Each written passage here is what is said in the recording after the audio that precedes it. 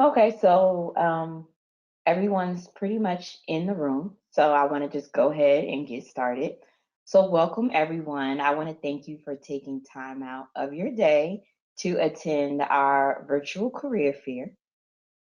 Next slide, please.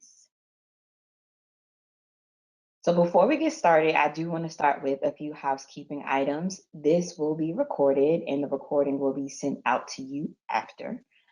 Just so you're aware. And before we get started, I wanted us as a presenters from Iris to present ourselves to you. So I'll start first.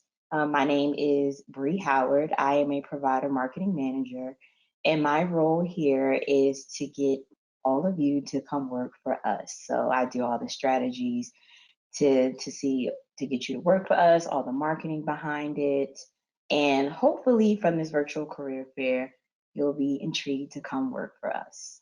I'm going to pass it on now to Lauren. Hi, everyone. Thanks for joining us. I'm Lauren Catrone, and I'm part of the clinical hiring team here at Iris. In our team, we are kind of the first face that you'll meet if you decide that Iris sounds like a fit for you. And we'll be sharing what that journey looks like further on in the presentation. So thanks. Welcome again. And hi, everyone. I am Dr. Tracy Muller. I'm the Medical Director of Ambulatory Services here at Iris. I've been with Iris about 4 years, started first in a clinical role, and then transitioned to more administrative within Iris. So I've had a nice opportunity to really get to know Iris as a provider and then as a company. So I'm really happy to be here. Welcome. Okay. Thank you, Tracy and Lauren. So before we get into the hiring process with Iris, I wanted to first start out with a little bit about Iris. So Iris was founded in 2003 by Dr. Tariq, 2013 by child and adolescent psychiatrist Dr. Tariq Shaheen. And we are not a staffing company. We are physician led and we are considered a medical group. And just to give you a background on Iris, we are not direct to consumer. So you as a medical provider would not work directly with our patients. What we do is we go out and we build partnerships all over the country. We started off strongly and it's still our core of our community mental health clinics. And then we've also expanded out into health systems as well as hospitals all across the country. And we're currently in 39 states, and we have 324 service lines of partnerships. And throughout the country, we currently have 420 plus medical providers. And it consists of psychiatrists, PMHNPs, and LCSWs. And for now, in the foreseeable future, we will be 100% behavioral health services as a continued focus. And to the left of the screen, you'll see some of our awards, but also too, we are also one of the few telepsychiatry companies that is Joint Commission accredited. Next slide. Thank you. So currently here at Iris, our provider types are, as stated before, all behavioral health, psychiatrists, MDs and DOs, LCSWs, LMFTs, and newly added is LPCs. So as we're growing and expanding, and as the telepsychiatry realm and reimbursement as well is growing, our therapists are growing as well too. So LPCs is newly added to our provider types. And then we also hire PMHNPs as well too.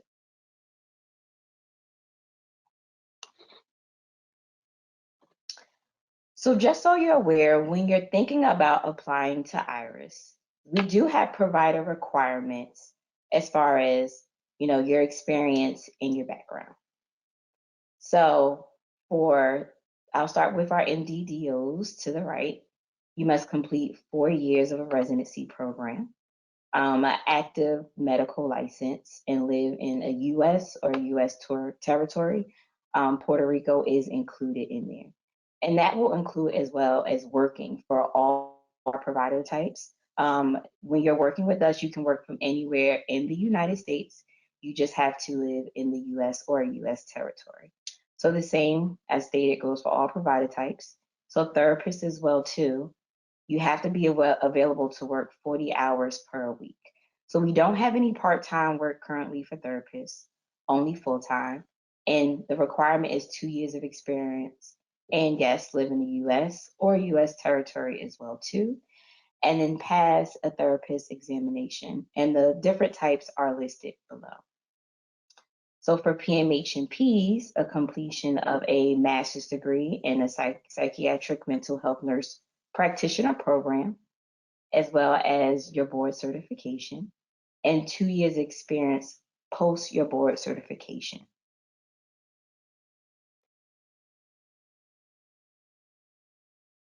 Now I'm going to pass it on to Lauren, who's going to explain to you the candidate journey and process, what happens when you do apply to be a provider at IRIS. Thanks, Bree. Yeah, so as Bree mentioned earlier, we are a medical group as opposed to direct to consumer. So our initial interview process does involve several steps, but it's really our goal to be very intentional about matching the right provider or the right clinician with our clinic partner. We are looking for long-term commitments because really our goal always has been and will continue to be continuity of care for our patients, hopefully leading to higher success rates in their treatment plans. So, you would submit your application. Then we do have a multi-level interview step, which would start as a phone screen with someone like myself, a clinical talent coordinator. And we'd really just like to talk to you about your previous experience, why you may be looking for a new position, and then of course share with you what IRIS has to offer. And if it sounds like it's something, that would be mutually beneficial, you would do a virtual interview. Since we are a telehealth company, we do like to meet with all of our candidates virtually. And then in addition to that, you also have the opportunity to meet with our medical director leadership team, which includes Dr. Malaire, who will be, who's on the call now. But that's a great opportunity for our potential candidates to talk to our internal support team that will be helping you since you are a virtual provider. Ideally, you are embedded with one of our clinic partner sites, meaning you get the wraparound support from that site in addition to the support that we offer you here at IRIS. And that is, having direct connection with our medical director team. From there, we would then move you along to the credentialing process, which would include a background check. We would also collect references from you, which would be used for pre-employment as well as credentialing. And we do offer the opportunity to potentially license you in other states in order, again, to be intentional about the match for you. If we find something that aligns with what you're looking for, and it matches our clinic partners' needs, but it's outside of a state in which you are currently licensed, we do have an internal licensing team that can assist you through that process, and IRIS would help with that. So once, we're kind of through those initial interview steps, then that's when our clinical hiring managers will start connecting with you about potential opportunities that seem to align with your preferences that you've shared throughout the initial interview process. They'll share the details of the site, including schedule. We do have part-time and full-time opportunities for our MDs and NPs. As Bree mentioned, only full-time for clinicians and therapists, but they will share those details with you as long as, in addition to patient population, diagnosis, what the wraparound support would be like. So you get, as much information as you can get in order to make an informed decision on whether or not this is something that you feel could be a long-term opportunity as well. And finally, once the position is identified that you feel good about, you do have the opportunity to meet with the clinic virtually as well. So we want it to be a good fit, not just on paper and in black and white, but between both parties. So it's a great opportunity to speak to them about what their day-to-day workflow is like, what their on-site support staff would be doing for you, how you get connected into their EMR system, etc. And once everybody is happy, then that's when official contract is signed, locking in your schedule, your start date, your compensation. And then in the background, our operations team will be working to support you through onboarding, getting your tech, your tech equipment, laptop, webcam, anything you feel you need to be successful in treating patients in a virtual environment. And that does include 24/7 tech support from our team as well. And once all of those things are in place, then you actually start treating patients. And we hope that this process, although seemingly lengthy, really just takes a lot of the burden off your plate in order for you to be able to treat patients and just really focus on that.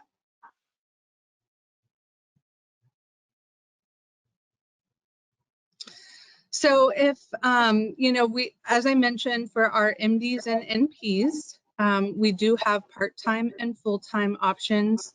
For part-time, it is a minimum of 24 hours per week commitment, and that would typically be on a contractual basis, so 1099. But anything over 30 hours is considered full-time benefits eligible with IRIS. And so those benefits include healthcare benefits, dental, vision, 401k, with a match, as well as paid time off, continuing ed stipend, home office stipend.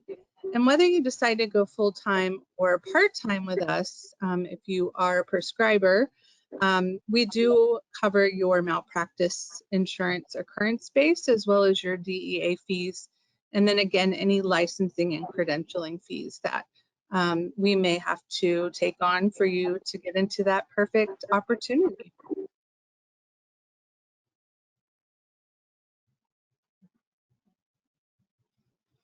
So I mentioned this earlier, credentialing and clinic support. I mean, this is a big part of why I love IRIS and what I feel sets IRIS apart from other telehealth companies that have kind of come into the space over the last couple of years. We do support you from, the very beginning, even throughout the duration of while you are on your placement or in your match. So you're connected with one of our internal clinical operations managers who sets a cadence with you, whether it be weekly, monthly, quarterly, just to check in on you, see how you're doing, see if things are going as smoothly on day one as they are on day 365 and hopefully beyond that. So, we don't just put you with a partner and just say, good luck, thanks for joining. We stay connected with you throughout your entire time with IRIS. And so that's something I really think is special about us is, really making sure that you guys feel supported, not out on an island, and you have someone to reach out to.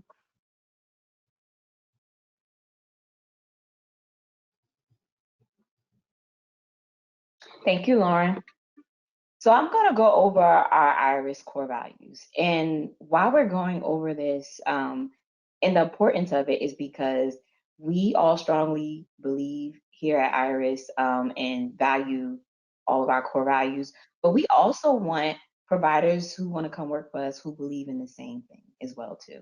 And it just makes for long-lasting partnerships and a career with IRIS as well too, if you believe in the company that you work with. So the first one is people over all else. So we really value our relationships with our employees and different organizations that we work with. We want to act with integrity and respect every day. We want to do the right thing no matter what. And so our strength is in our team. And so we put our value into the people that we work with and the people that we help every single day. The second is suck less every day. And I know this sounds really extreme, but we just shorten it and abbreviate it as SLED. And to me, it is just all about your journey towards excellence. So it's about growing and getting better at what you do every single day and about continuously improving what you do every single day. So it's okay to make mistakes, but learn from them, grow from them, and just get better at them. The next one is execution is queen and king. So our ideas alone produce nothing. So we have to actually put into action all of our thoughts and our dreams and our goals, and we want to accomplish them with real results. So we believe dependability is key and it's trust and relationships. So we do what we say that we will do. So it's just simple as that. If we have an idea, we want to do it, it's going to make the company better. It's going to add value to our patients' lives. We're going to go ahead and we're going to act out on it as best as we can. The next one is be quick, but don't hurry. So we want to move as fast as possible, but not too fast that, that we're sacrificing the quality of care. And so striking this balance it's not easy, but it's what we strive to do every day as well too. And then the last one is love your work and live your work. I know for myself and majority of people at this company, we are extremely passionate behind what we do every day. And we know as we're not providers, we're not there actually physically helping our patients, but what we do every day brings providers like you to a company like us who is passionate about it. So we put our heart and souls into our work because we're proud of our results. And so this is why we're showing you what our core values are, because if you believe in these core values and everything IRIS stands for, then this is probably the company that you would love to come and work for.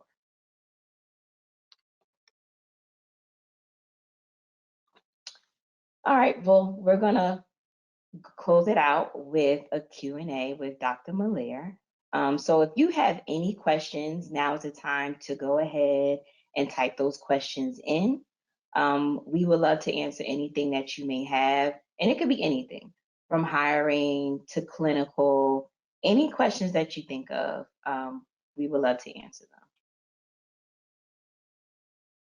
So thanks, Bree. And yeah, we are all happy to answer any questions you may have. So definitely type them in as you think of them, and we will just run through them to make sure you all are getting the information you need to get to know IRIS better and consider if it is a good fit for you. So one question that has come in, does IRIS cover licensing fees? So yes, if you are going through this process and there is a potential good fit that's identified in an area where you don't have licensing, our credentialing department will work with you to enter those applications and cover those application fees with you. I remember going through this process because like you, I started just gathering information. I applied for a clinical position. I asked the same question. I said, well, this is a great fit, but you're gonna help me with this credentialing and pay for it, but I haven't started working yet. You're really investing a lot in me. But a credit to the IRIS process and clinical hiring that they have gathered so much information about your preferences as well as the clinical partner that there's so much confidence that the stars will align and this will be a great fit that they want to get the ball rolling on that credentialing. So our credentialing department, I can't say enough about how helpful they are in assisting in that. And I think it emphasizes that our process is finding the right fit for the provider. So we're not a locums company, we're not a placement company, we're a medical group looking to find the right fit for a provider. And I found that to be true during my time here. Let's see, there was another question. Any need for supervising physicians? And Lauren, I know this comes into you all. I don't know if you wanted to take this question. Sure. So, one of the things about IRIS is that we have clinical partnerships in over 40 different states. And so we often have needs that are changing, and we are always looking for quality providers. The great thing about a state like Oklahoma is that it is part of the IMLC compact licensing, meaning that if the particular clinic is not located in Oklahoma, um, or the population that best aligns with what you're looking for is located outside of Oklahoma, we still want to talk to you about various opportunities that we have, including supervisory roles, medical director roles, because that licensing, if you are in the IMLC compact, that helps kind of shorten the credentialing timeline. And so again, as Dr. Malaire said, our goal is really to make sure that you're matched with the right clinic, patient population, all of those things. So licensing is really kind of secondary as far as, whether you have to be located in the state in which you're actually providing services. I hope that helps to answer that question. Thanks, Lauren. And to piggyback off the supervision piece, someone was asking how it works if an NP takes a position in a state where supervision is required. And that's a great question. And so we make sure we know at onset, obviously, where the placement is, what are the requirements in that state, if a collaborative agreement is needed, if it's an independent practice state, and we have a plan for that, so that we have identified another physician for that NP if supervision is required. So an NP isn't required to find that person to supervise. I've had that question before. It's something we provide a plan for. We love if the practicing IRIS physician is within the same clinic because it makes a great opportunity for teamwork. If not, we make sure it is somewhere where people have time to meet, it's scheduled, and you have what you need in terms of communication and support. So I hope that answers that question. Let's see. Oh, and another question about someone required to have a supervising psychiatrist. And yeah, that's built into our recs in that if we are hiring a nurse practitioner through IRIS, we make sure that we've identified a physician to provide the supervision. Sometimes it could be a non-IRIS physician that is employed at that clinical partner as well, but we make sure it is set in stone before someone starts so that you have the support you need and you have the administrative time to meet with that provider as well to have that supervision. It's not an add-on, if you will, outside of clinical hours. It is something that is within the scope of work. And we've got another kind of a workflow question, great question, about documentation, patients per day, that kind of thing. And when we scope our clinical settings, we really look in depth at many parameters before we consider partnering with the clinic, with the hospital system, to really make sure their values align with ours. And one of those data points is appointment times, making sure they meet our minimum requirements, which for adults are 60-minute intakes, 60-minute therapy sessions. There's some variability for prescribers versus therapists.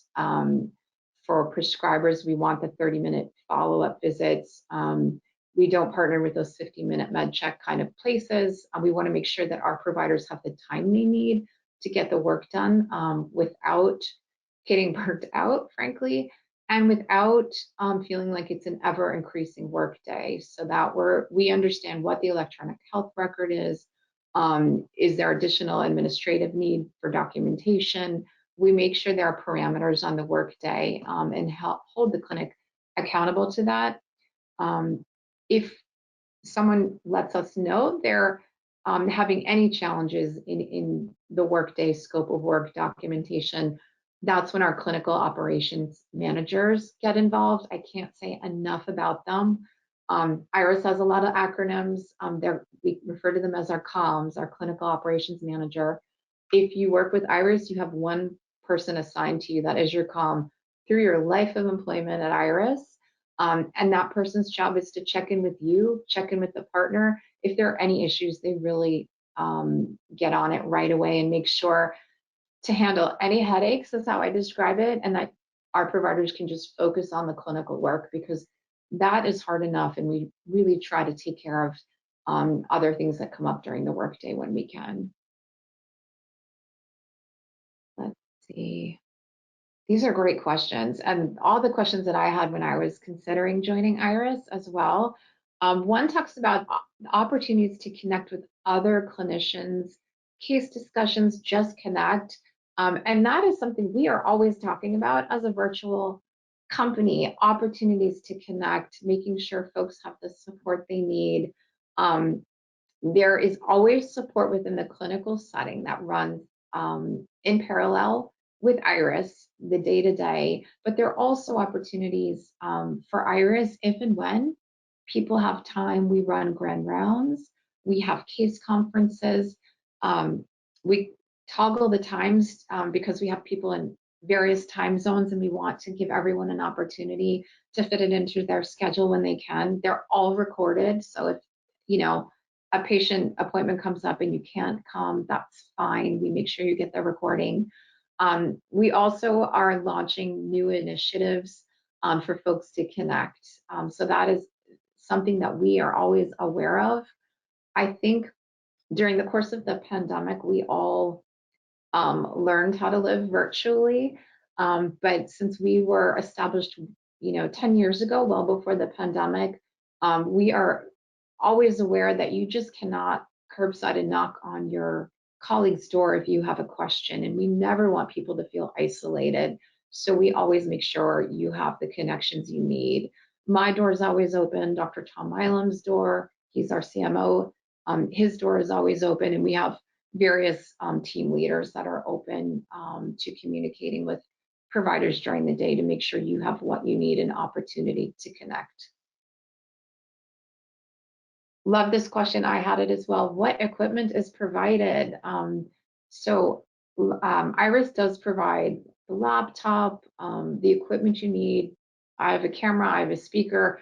My comm got on before I started to make sure everything was working appropriately, that I had the passwords I needed to get into my partner's electronic health record, that I had the tools for e-prescribing. So we make sure not only that you have the equipment that you need that's going to work, but that it is working and functioning before you start. We do have 24/7 IT at IRIS as well. And if you have any issues during the day, someone is on the line with you within 3 minutes, because we know if there's an issue with connecting to a clinic, how backed up your day can be. So there is equipment provided and supports for that equipment as well provided. Such a good question. Let's see. How do we build a full-time client load? Great question. And some of the specifics about workflows are really variable depending on the type of clinical setting and the clinical setting, the size of the setting, et cetera.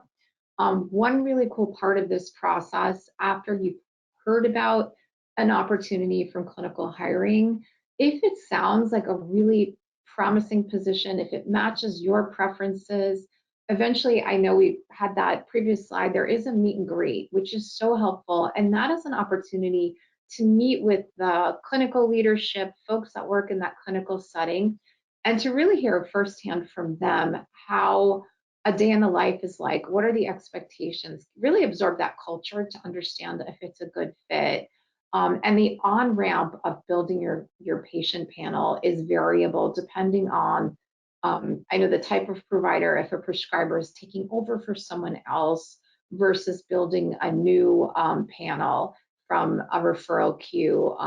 But I can say there's time for training built in. There's time to build up your panel. You're not sort of thrown to the wolves and expected to have a full day your first day. We want to make sure there are supports in place, and we're checking in with you at the beginning as well, so that you have everything you need to feel like it isn't a workable ramp up for a full patient panel.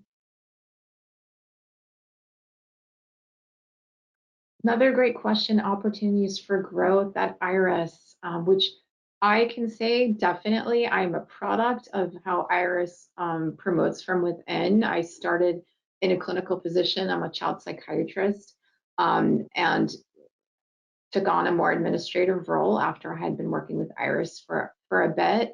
Iris is growing. It's growing slowly to make sure that we adhere to our mission of quality care and people first. But definitely we have a medical leadership group where we look for clinical leaders as we grow. And in each clinical opportunity, we have some physicians that are medical directors in their clinics. We have pod leaders, we have people supervising. So there are definitely opportunities within the clinical setting and within Iris as we're growing. So definitely, we always tell people, as you're thinking about things of areas where you want to grow, to let us know so we can be aware as well. We want to support your professional growth. Oh, this is a great question, one I had too. Talking about clinics obtaining vital signs, height, weight for clients, which I think this gets out what we were talking about, that we are not direct to consumer model. We partner with brick and mortar settings so that I always go back to Dr. Tarek Shaheen, who founded us 10 years ago. His mission was to reach those underserved areas where they just couldn't find providers. So we have partnerships, many rural settings. We've grown, obviously, different provider types, different systems all across the country, but we are partnering with a brick and mortar setting so that you are video conferencing into, more often than not, a clinic where there's someone on the ground that can get weight, vitals, labs. You have full access to the electronic health record. I always say it's as if you're applying to a job with the same level of permanency and expectation for integration as if you are in person. The only change is that you are obviously video conferencing in. Now, there were changes to this, obviously, over the course of the pandemic when our clinics had to rapidly pivot care into direct to consumer, into the home or wherever a patient happened to be for that appointment. And by and large, all of our clinics now have brought the patients back. There are some outliers where patients initiated care during the pandemic and it is a hardship for them to get in. And maybe there is some exceptions to that. Which I would say are rare exceptions, and our standard is that patients are coming into the clinic. And even if they don't all the time, if a provider needs to see a complicated patient or needs vitals, labs, et cetera, they're always brought into the clinic. So that is definitely a question that I had. What's also such a strength of having patients come into a brick and mortar setting is that crisis workflow. You know who's on the ground if you have a question. All of our settings have strict crisis workflows so that you know who to talk to if you have a concern about a patient at all. Let's see. Do providers have a contract or are they independent contractors? Lauren, I didn't know if you wanted to answer that. I could take a stab at it, but I'm sure you would do a better job at it than I would. I'm happy to. So again, as I mentioned, for our prescribers and providers, we do have part-time opportunities that are at least 24 hours per week commitment. And anything over 30 is considered full-time benefits eligible, but we are able to provide both a 1099 option if that's your preference, or a W-2. if that's your preference in a full-time setting and you want to elect the benefits. If you are in the part-time range, then that would typically be a 1099 contract. Our contracts, initial employment agreements or contracts are initial 12 months, but they are what we call evergreen, meaning at the end of that initial period, both you and the clinic partner have the option to extend indefinitely or part ways. There is some kind of contract language about the amount of notice needed from both parties if that were to happen. But again, our goal is long-term commitment and continuity of care for the patient. So it's our intention that we match you with the right clinic on the onset so that you do remain with us. And I think our provider retention rate at this point is around 95%. So, so I hope that helps to answer that question. And there was a question, I wanted to make sure I was answering it, about how charting is done. And our providers have full access to the electronic health record that the institution uses. So just as anyone on the ground, you would have the same passwords, the same access. There's some variability in the clinic, obviously, which partners, they use different electronic health records. Hopefully it'd be great if it was one you had some knowledge of, but there's no expectation, there's time for training. Clinics have different templates, and that's something unique to the clinical setting, that when you talk to them, they can give you the details about that. And there's one question about working at multiple sites, and our preference is that we have providers full-time to one site. Workflows can be so challenging to learn virtually, and we want to make sure there's efficiencies, so that we try to limit the locations and have you dedicated to one team and one patient panel. Sometimes a position may have satellite locations, and we really try to bundle that so that there is a limit to different satellite locations. We prefer just one or two locations, and with rare exceptions, because we really know that can affect efficiencies during the day. Let's see if there are other questions coming in that we haven't answered.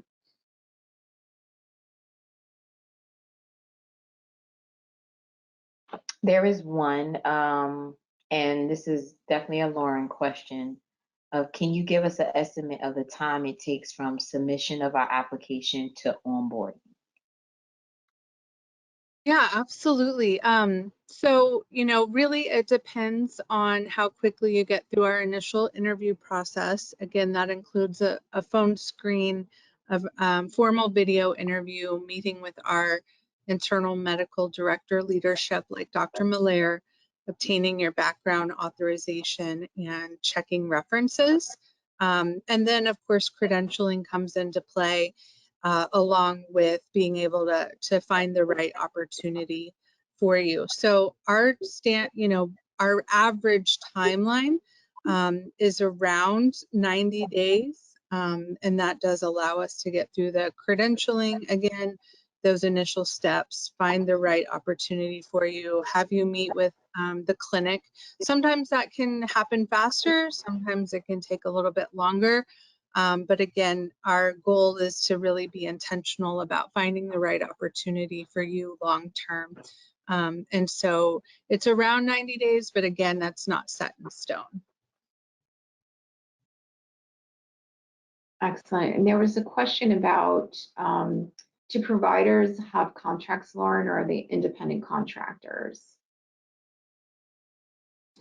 Yeah, so again, we can do a 1099 contract or W-2 if you decide to do full-time and elect benefits. So we have the option of both.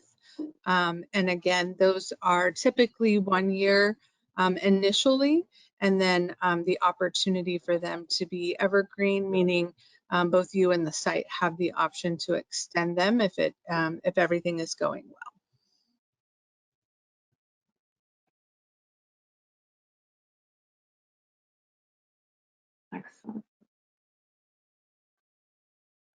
Okay, so we have a question. A value of mine is working with a company with a DEI lens. Can you tell me what is Iris doing to ensure DEI is prioritized? I know I can speak from my end. So, previously becoming a provider marketing manager, I was also a clinical talent consultant like Lauren. And for our clinical hiring team, it is very important for us to hire diverse group of candidates to match the patients in the communities that we serve across the country. So it is really important that our all provider types are able to relate to them. So we take that into huge consideration when hiring as well too. And I don't know if Tracy or Lauren, if you wanted to speak to that as well too. Yeah, no, I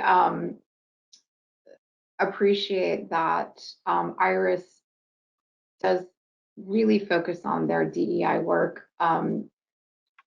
Internally, I can say there's much discussion. We have talks and opportunities within Iris, um, not only about, as Bree was saying, in terms of hiring, but culturally at Iris, who we want to be and how are we growing. And I do know our clinical partners also have various initiatives as well, which when you get on a meet and greet, we want to make sure that aligns with your priorities and needs as well.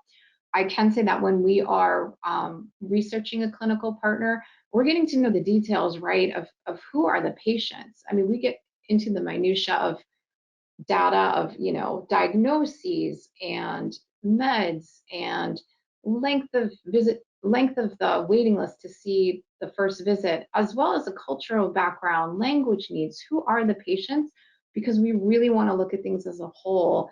And so those are great pieces of information in the hiring process that can be talked through to make sure um, that we are meeting people's needs. But it is something that is definitely um, um, a value for sure of Iris.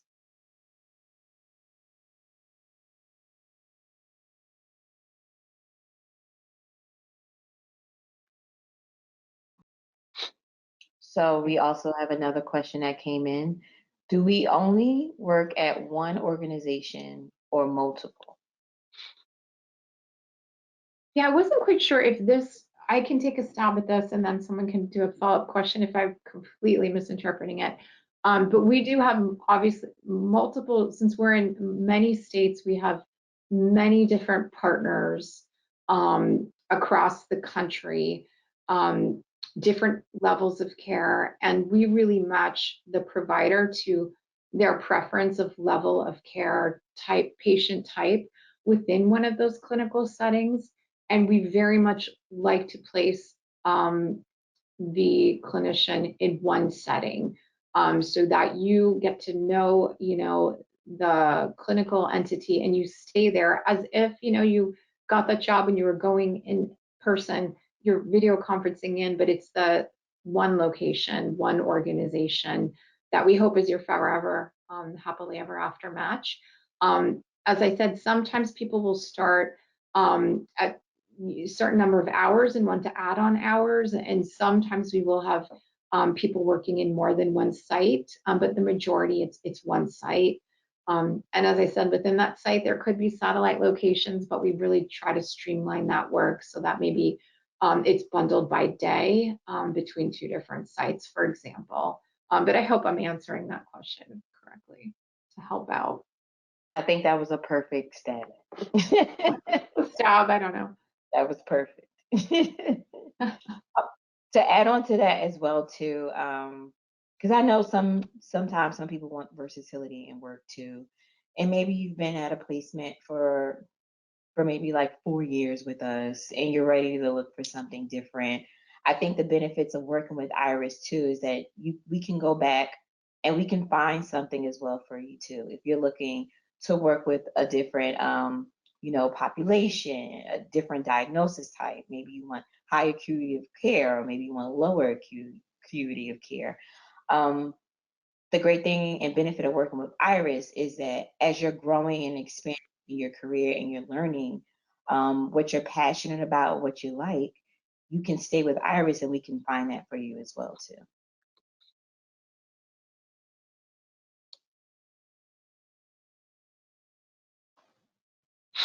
Okay.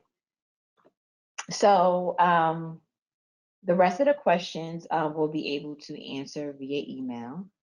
We just want to close out. We have a few more slides to go over.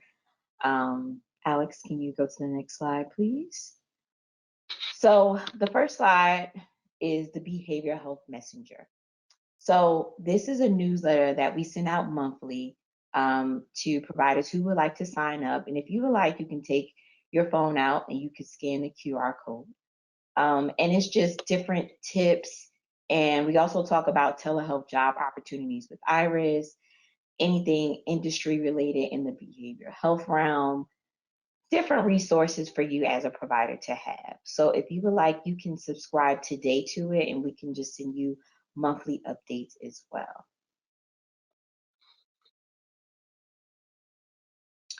And then if you love what you heard today and you're interested in applying with us, please feel free to reach out to the email that is on the screen, and that's talent@iristelehealth.com. And the subject line, please put, if you can remember, career fair interest, and attach your CV. And your resume will go to our clinical hiring team, and you might potentially even have an interview with Lauren, with one of our clinical talent consultants. Thank you so much for all your time today, for spending time with us. If you have any more questions, please feel free to reach out to us. And if you would like to apply for us, email us as well too. Thank you for your time. Thank you. Thanks, everybody.